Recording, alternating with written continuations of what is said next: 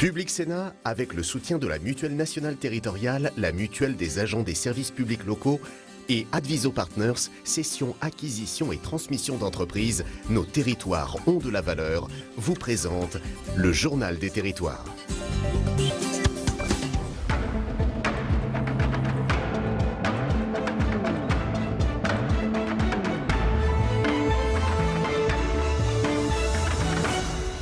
Bonjour à tous et bienvenue dans cette édition avec la presse quotidienne régionale, les télés locales de France et le réseau Via Télévision qui sont nos partenaires, les Indés Radio, 130 radios territoriales également et avec TV5 Monde. 3 parties dans cette émission, dans un instant le JT des territoires que je vais vous présenter et puis après la météo, c'est l'invité politique de Territoire d'Info. Aujourd'hui en direct sur ce plateau, c'est Christian Jacob, le président du groupe LR à l'Assemblée nationale qui sera notre invité. Enfin, 3e partie de l'émission, aujourd'hui l'actualité parlementaire. Voilà, dans un instant, c'est le JT des territoires et on s'y retrouve.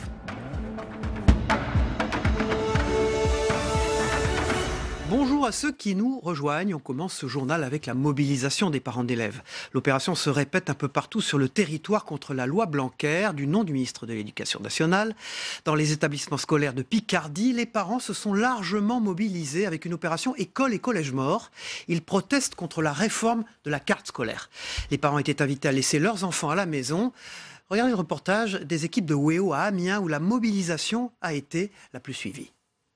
Ils sont présents depuis 7h30. Comme dans une vingtaine d'écoles primaires de la ville, ces parents n'ont pas apporté leur enfant à l'école du Pigeonnier d'Amiens. Point de crispation ici, la suppression programmée du dispositif RASED, réseau d'aide aux enfants en difficulté. On reçoit énormément d'enfants de l'étranger qui viennent ici avec, je pense, la chance comme tout le monde. Le seul problème, c'est qu'aujourd'hui, si on enlève le RASED, on supprime les chances aussi égales pour ces enfants-là, quoi. Donc on n'est pas d'accord là-dessus, quoi. La mobilisation était également forte dans le secondaire. Ici, au collège Sache-Bien, 95% des élèves sont restés à la maison.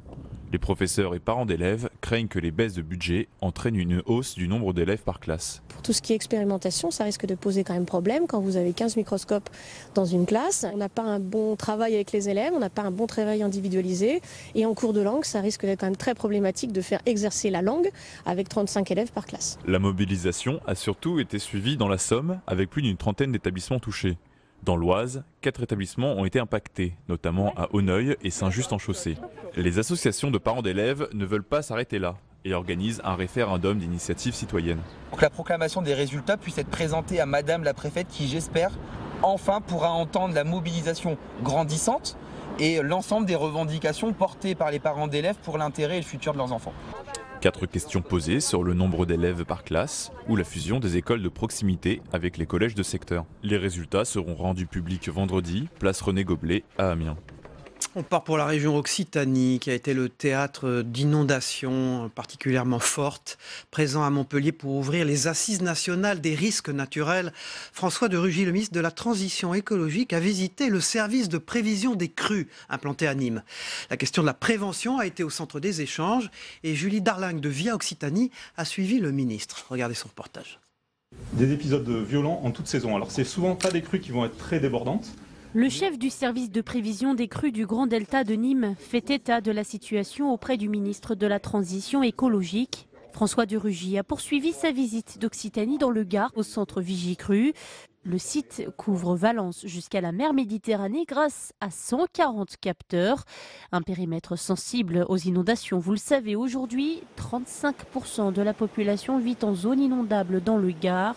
C'est plus que la moyenne nationale qui est de 25%. On a des phénomènes très violents, notamment sur les affluents cévenols, avec des montées très très rapides en moins de quelques heures. On peut passer d'un débit d'étiage classique à une crue de niveau exceptionnel. La dernière en date dans le secteur Saint-Julien de Pérolas. En août dernier, un camping avait été noyé par les eaux. Un homme avait même perdu la vie. Et parce qu'il vaut mieux prévenir que guérir, le gouvernement renforce la prévention face au réchauffement climatique. Qui ne va pas empêcher les habitants d'habiter là où ils habitent, mais simplement d'avoir des règles de construction, d'avoir des règles de vie qui permettent de se protéger du danger. 124 millions d'euros seront investis d'ici 2021 dans le Gard, notamment pour améliorer les logiciels. Voilà, quand on est agriculteur, pas d'erreur autorisée, vous le savez certainement en France. La culture des OGM est totalement interdite. Des dizaines d'agriculteurs sarthois obligés de détruire leurs parcelles de colza en cause des lots de semences contenant une infime quantité de graines génétiquement modifiées suite à une erreur du fabricant Bayer Monsanto. Toutes les explications de notre partenaire via LMTV. Dominique Lenoir vérifie que son colza ne pousse pas. Un exercice contre nature pour cet agriculteur. Son champ pourrait être contaminé par des OGM. Il doit en stopper la floraison pour éviter toute propagation. Alors soit chimiquement, soit mécaniquement, mais nous on va le travailler le maximum mécaniquement, sachant que c'est un coût hectare, parce que chaque passage mécanique c'est 50 € d'hectare, donc là on s'engage sur au moins 4-5 passages pour détruire la culture, et ensuite il va falloir refaire une culture. Un travail à perte qui va durer 2 ans. Période au cours de laquelle les services de l'État vont vérifier qu'aucune trace de ces cultures ne persiste. En cause, des graines comme celle-ci, importées d'Argentine par le fabricant Bayer Monsanto, contenant des traces d'OGM. À la direction départementale des territoires, on prend cette affaire très au sérieux. Vous avez raison de dire qu'il s'agit de traces, puisqu'on en est à des taux de présence qui sont inférieurs à 2 pour 1000. Et donc c'est lors d'un contrôle de la DGCCRF qu'ont été trouvées des graines OGM dans des lots de colza dits normaux. Voilà. Comme il s'agit d'une culture interdite en France, le principe de précaution a été mis en place. Un principe de précaution que notre agriculteur respecte, mais qui le laisse perplexe. On ne sait même pas s'il y en a, mais au pire, à l'hectare, ça fait au maximum 20 grains hectare, s'il y en a. Pour que les volailles de Loé et puis l'entreprise Bell, par exemple, puissent communiquer sans OGM, il faut qu'il y ait 0. On est le seul pays au monde qui peut communiquer sans OGM. Mais pas valorisé. Mais voilà, ça, pas valorisé dans le prix. Notre histoire. La firme Bayer Monsanto s'engage à compenser les pertes à hauteur de 2 000 € l'hectare pour chaque agriculteur concerné. Pas toujours suffisant pour les exploitants. En Sarthe, 600 hectares de parcelles seront détruites. Rien à voir, un fichier biométrique maintenant pour une meilleure prise en charge des mineurs. Depuis un mois, le département de l'Essonne mène aux côtés de l'Isère, la Haute-Garonne et le Bas-Rhin une expérimentation de fichiers biométriques dans le cadre du traitement des mineurs non accompagnés. Le but, c'est créer un fichier national capable de restituer toutes les données des étrangers afin de faciliter leur accueil. Les explications de Yamina Bendaïda de notre partenaire Via Grand Paris. Aujourd'hui, ce jeune Ivoirien vient remettre ses empreintes digitales ainsi que son identité dans un nouveau service de la préfecture, en Essonne, à destination du nouveau fichier AEM pour appui à l'évaluation de la minorité. L'objectif, recueillir un maximum d'informations permettant de dire si cet étranger est bien mineur et non accompagné.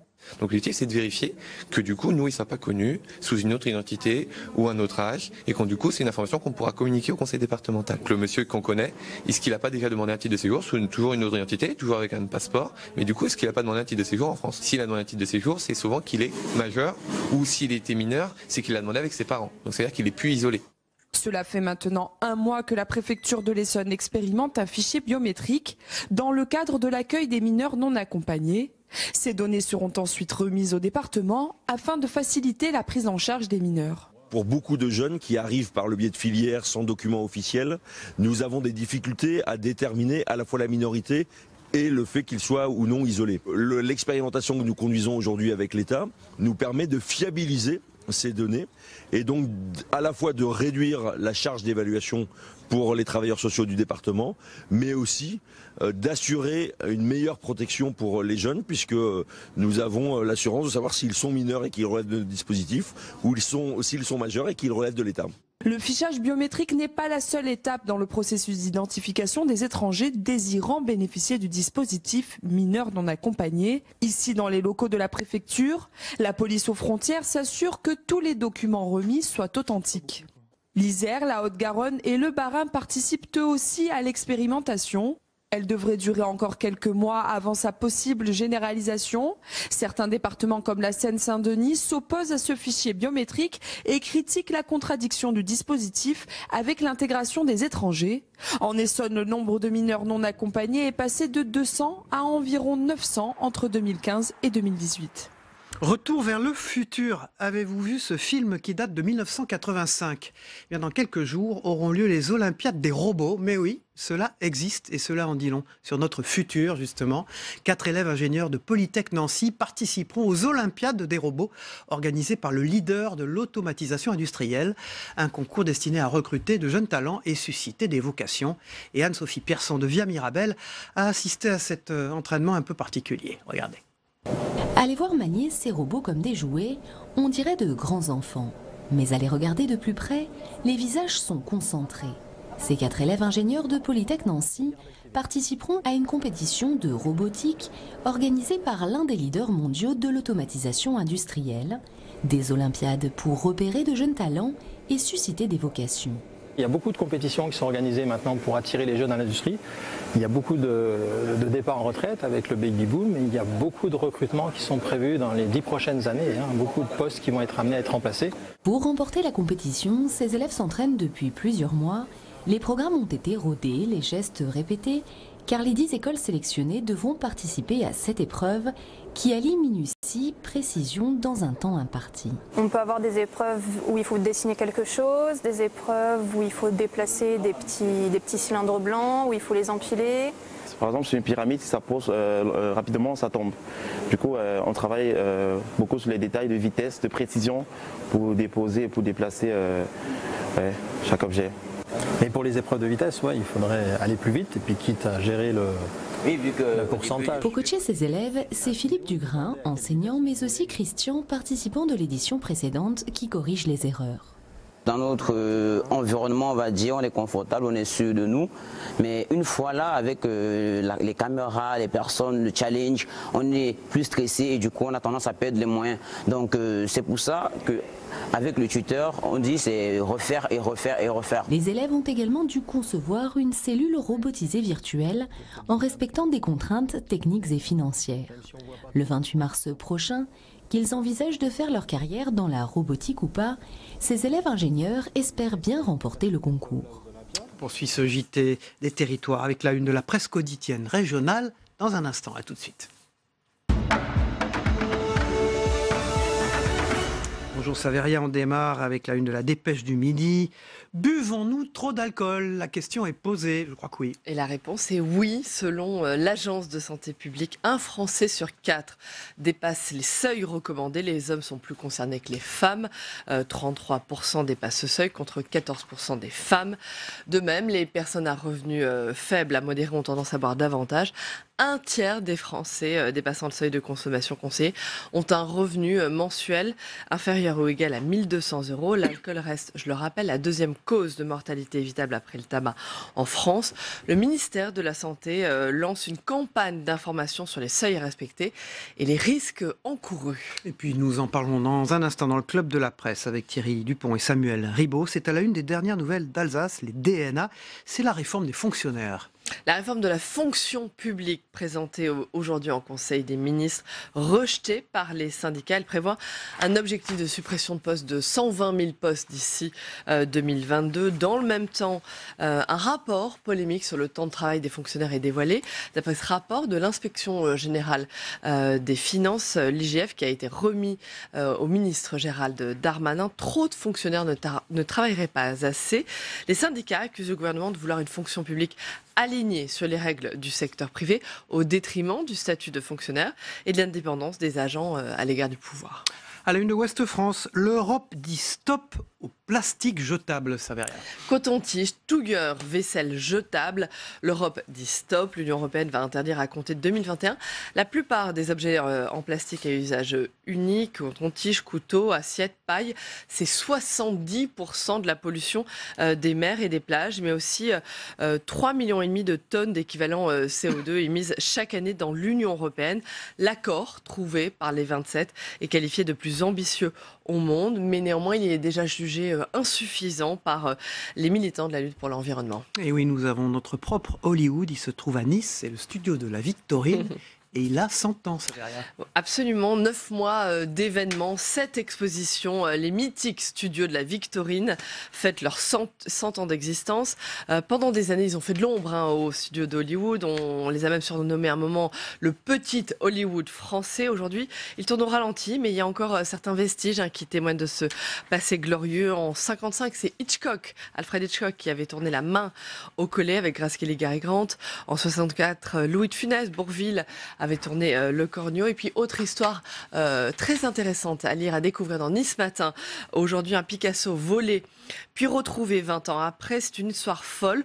Le fameux portrait de Dora Maar, un tableau de Picasso qui date de 1938, a été récupéré à Amsterdam par celui qu'on surnomme l'Indiana Jones du monde de l'art. Pour ses exploits d'enquêteur, c'est un Néerlandais, un expert en art, Arthur Brand. Le tableau a été dérobé il y a 20 ans sur la Côte d'Azur, sur un yacht, en 99. Il est aujourd'hui estimé à 25 millions d'euros. Et puis depuis le vol, la peinture avait changé de propriétaire une dizaine de fois. Elle est belle d'ailleurs. À la une de Nice Matin, journal dirigé par Denis Caro. Merci Saveria. On se retrouve en troisième partie pour l'actualité parlementaire. Toujours chargée. Merci infiniment. On passe au Club de la Presse dans un instant. À tout de suite. Club de la Presse composé ce matin de Thierry Dupont de l'Express. Bonjour Thierry, merci d'être avec nous. Vous êtes un régulier de ce plateau. Et Samuel Ribaud, bonjour, de l'ALP, l'agence locale de presse qui travaille pour la presse quotidienne régionale. Vous êtes également un régulier de cette émission. On parle de l'heure des fonctionnaires. Samuel Ribaud, on commence avec vous. Alors donc, réforme de la fonction publique présentée en Conseil des ministres aujourd'hui. Rejetée par les syndicats, elle prévoit des suppressions massives de postes. Et puis, parallèlement à ça, un rapport polémique sur le temps de travail est dévoilé. Comme par hasard ? Oui, le hasard fait bien les choses, en effet. Est-ce que c'est très malin ? Ça, les discussions le diront. Je pense que le gouvernement a voulu mettre la pression, effectivement, sur les organisations représentatives des fonctionnaires, en leur disant qu'il faudrait peut-être commencer déjà par travailler autant que les autres Français. Plus de 300 000 fonctionnaires travaillent moins de 35 heures par semaine, selon ce rapport de l'Inspection Générale des Finances. En même temps, on peut imaginer que ce n'est pas tellement le genre d'attitude qui permet de s'attirer les bonnes grâces des syndicats. Maintenant, ce sont deux problèmes qui, je pense, qu'il faut absolument décorréler. La présence au travail, le temps de travail, c'est un chantier. La réforme de la fonction publique, c'en est un autre, beaucoup plus vaste. C'est d'ailleurs une nouvelle réforme à risque à laquelle le gouvernement s'attaque. On pouvait penser que le mouvement des Gilets jaunes allait complètement les tétaniser, et puis pas du tout. En fait, il s'attaque à quelque chose de très costaud, qui s'approche dans l'esprit de la réforme de l'éducation nationale, de ce type de dossier sur lequel tous les gouvernements se cassent les dents. Et ça ne va pas être une partie de plaisir, d'autant qu'il y a un certain nombre de mesures dont on va sans doute parler, qui sont quand même à rapprocher de ce qui se fait aujourd'hui dans le privé, ce qui est la hantise des représentants de la fonction publique. Alors, le temps de travail des fonctionnaires épinglé par un rapport, c'est dans l'Express.fr. Thierry Dupont, merci d'être là. Donc, 300 000 fonctionnaires travaillent moins de 35 heures par semaine, selon ce rapport. Plusieurs ministères visés, d'ailleurs, et puis... Collectivités locales, énormément. Et puis l'État, qui doit être un meilleur DRH. Ça veut dire quoi, ça ? C'est-à-dire que quand vous supprimez un service public dans une ville, il faut que les fonctionnaires puissent retrouver un nouveau poste. Dites-moi, c'est pas une revendication des Gilets jaunes, ça ? De quoi ? Qui est pas moins de fonctionnaires ? Oui, écoutez, il y a un objectif qui est fixé, qui est 50 000 postes de fonctionnaires supprimés d'ici à 2022. Donc il va falloir... Là, on en a supprimé très peu les années précédentes, c'était de l'ordre de 4 500. Et là, il va falloir aller à 15 000 par an, plus de 15 000 par an. Donc il va falloir faire des choix. Dans le projet de loi, il y a un renforcement de la mobilité, très clairement. Renforcement avec presque des mobilités forcées. Des passages d'une fonction publique à une autre, entre les trois fonctions publiques, la fonction publique d'État, la fonction publique hospitalière et la fonction publique territoriale. Donc tout ça, il s'agit de fluidifier, selon les termes du gouvernement, les ressources humaines au sein de la fonction publique. Ça va coincer. D'autant qu'une autre partie de la réforme, il s'agit de s'attaquer aux instances représentatives du personnel, les commissions paritaires, celles qui donnaient notamment leur avis sur les affectations dans certains ministères. Donc on touche là à un des bras armés des syndicats de fonctionnaires en France.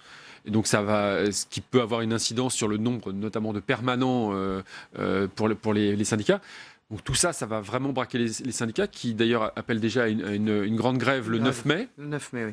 Donc c'est vrai qu'après le mouvement, je dis après, mais il n'est toujours pas terminé. Non, on va vers l'acte 20, comme vous savez. Voilà, des gilets jaunes. Le gouvernement ouvre un second front qu'il va falloir surveiller comme le lait sur le feu. Alors, c'est pas anecdotique, hein, tout de même. 600 hauts fonctionnaires seront mieux payés que le chef de l'État. J'ai vu Samuel Ribaud. Oui, mais alors, il s'agit, je crois, des fonctionnaires destinés à assurer l'encadrement de très très grosses structures. Il faut quand même que... Non, c'est le chiffre qui clignote. Hein, ah oui. Vrai. Oui, mais bon, c'est pas choquant si on veut attirer des compétences. Hein. Moi, voilà, il faudra maintenir un niveau de rémunération. Il faut quand même que les gens comprennent que la direction d'un ensemble hospitalier, par exemple, ça s'apparente à la gestion d'une énorme boîte dans le privé. Hein. Donc, il faut absolument attirer les compétences. Le problème du temps de travail, c'est le problème essentiel de cette affaire, ou pas? Et le temps de... Alors, bon, le temps de travail... Le temps de travail des fonctionnaires en question, on n'entend que ça. Oui, c'est un marqueur, mais il faut aussi quand même... on est quand même en 2019, je veux dire, l'organisation du travail... la mobilité, le télétravail, oui, et puis le présentéisme à la française qui fait que si vous partez un quart d'heure après votre collègue, vous êtes quelqu'un de plus sérieux et vous êtes donc plus sujet à l'augmentation que vous guettez du coin de l'œil depuis 5 ans. C'est fini, il faut arrêter. Donc ce sont des chiffres, ce sont des stats. Je comprends que ça puisse choquer, mais je pense qu'il faut aller voir un petit peu ce qui se passe dans les organisations. Encore une fois, quelqu'un qui reste assis 39 heures sur une chaise et qui fait pas grand-chose, ça n'a jamais fait tourner une organisation. Voilà, le projet de loi sur la fonction publique rejeté par l'ensemble des syndicats de fonctionnaires, et c'est un papier qui est également dans l'Express. Voilà. On passe au deuxième thème, ce sont les européennes. Alors là, ils sont en ordre de bataille. La ministre des Affaires européennes, donc Nathalie Loiseau, a annoncé sa démission après avoir été investie à la tête de liste de la République En Marche aux européennes. Il y a l'écologiste Pascal Canfin aussi qui est en deuxième position. Puis tout un tas de personnalités, Bernard Guetta, le journaliste, Catherine Chabot, la navigatrice, Marie-Pierre Védrenne du Modem qui est numéro 3. Alors c'est quoi, une liste ultra composite, j'allais dire entre guillemets ramasse tout? C'est une liste qui est extrêmement bien marketée. Ça, on peut pas le nier. Hein. Vous avez un écolo que personne n'avait réussi à avoir, qui a quand même une stature et une image qui est assez positive. Vous avez une tête de liste dont personnellement, je l'avais découvert sur ce plateau véritablement, dont on ne soupçonne pas, je pense, les qualités de débatteuse et qui va probablement les révéler pendant la campagne. Puis après, oui, ça dépend de quel côté on se place. On peut trouver que c'est un très très beau casting ou trouver que c'est de la poudre aux yeux. Après, ce qu'on attend, c'est le projet politique qui va porter tout ça. La dimension écolo, quand même, qui est largement accolée à cette liste, on l'a pas tellement perçue dans la présidence Macron et dans la gestion du gouvernement Philippe. Donc il va falloir nous l'expliquer quand même. On voit bien que l'enjeu pour le pouvoir, l'enjeu de cette élection, c'est d'arriver devant le Rassemblement national. Le problème pour eux, c'est d'avoir une liste Europe Écologie Les Verts qui puisse faire un bon score et donc leur grappiller quelques points qui les empêcheraient d'atteindre l'objectif d'être devant le Rassemblement national. Donc, qu'est-ce qu'on fait? On va chercher Pascal Canfin, qui avait refusé de remplacer Hulot, qui avait remplacé... Ça accroche chez les Verts, hein, ça se passe pas très bien.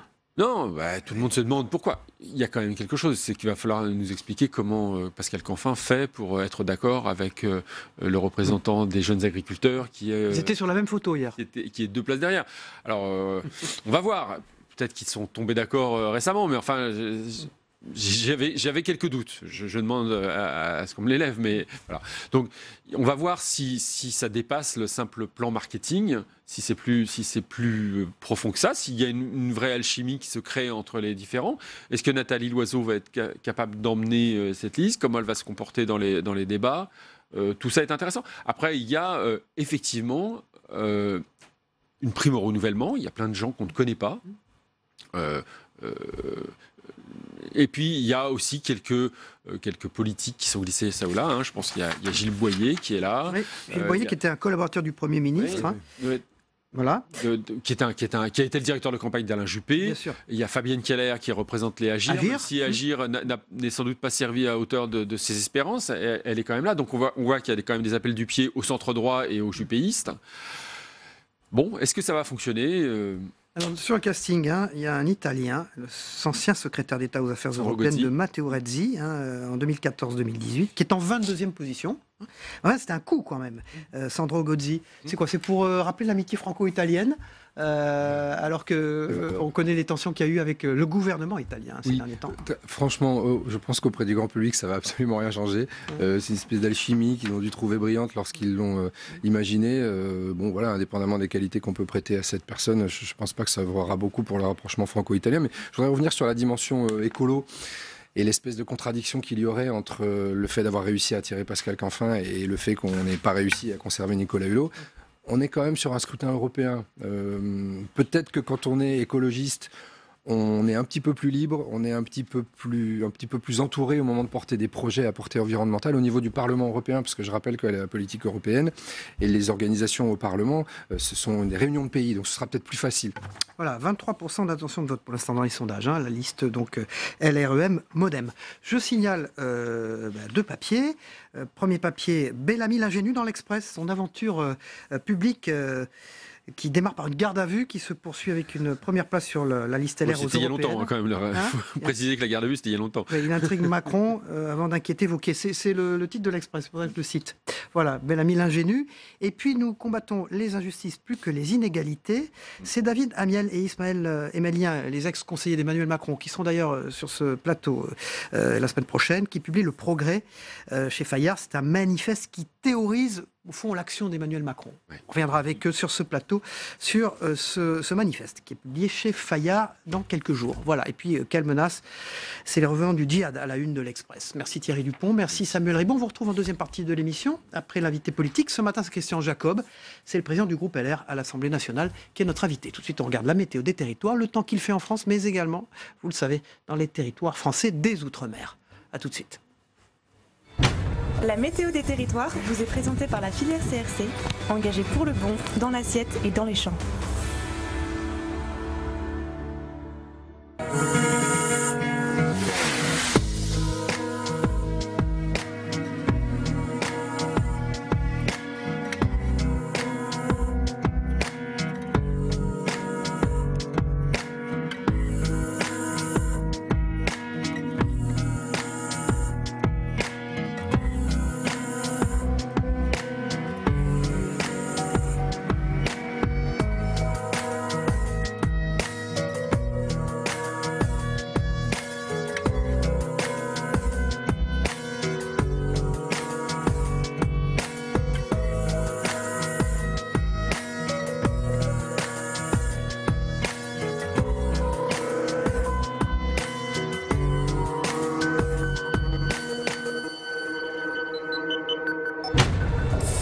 C'était la météo des territoires avec la filière CRC, engagée pour le bon, dans l'assiette et dans les champs. Voilà, dans un instant, Christian Jacob, le président du groupe LR à l'Assemblée nationale, et notre invité politique en direct sur ce plateau.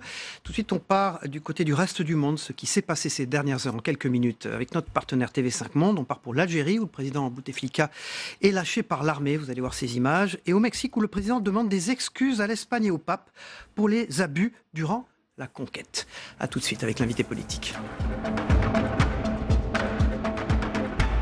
Public Sénat, avec le soutien de la Mutuelle nationale territoriale, la Mutuelle des agents des services publics locaux et Adviso Partners, cession, acquisition et transmission d'entreprises, nos territoires ont de la valeur, vous ont présenté le Journal des territoires.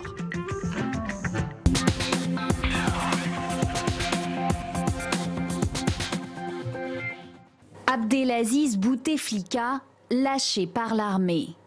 En direct à la télévision, le chef d'état-major algérien fait une annonce surprise. Il demande à ce que le président soit déclaré inapte. Il devient nécessaire, voire impératif, d'adopter une solution pour sortir de la crise.